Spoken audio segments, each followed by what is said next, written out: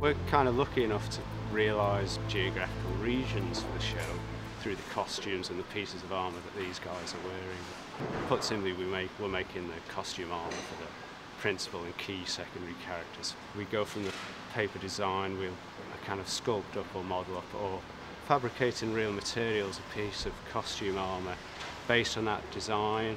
When we go to first fitting, he gets to try it on and get a feel for it and see if he's happy with it. We have to fit that extremely well, almost like a fitted suit. And from that point, we kind of get to the final manufacture.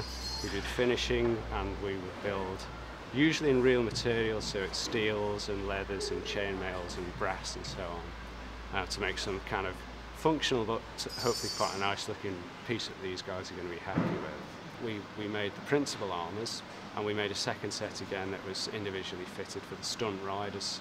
It was quite a thing to take on because it essentially doubles the amount of work. And we worked very closely with the stunt riders. Lots of swinging the arms around and checking movement across the shoulders and so on. The principal guys, there's just as much work and just as much consideration to comfort and movement. These guys will be wearing these costumes for 8 to 12 hours a day, and as well as feeling great, they've got to feel comfortable.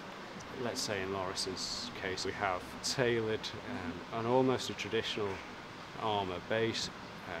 Develops quite an organic kind of growth into these thorny rose vines that come up and spread over the shoulders and into the helmet, around the visor, and ultimately across the top of the head.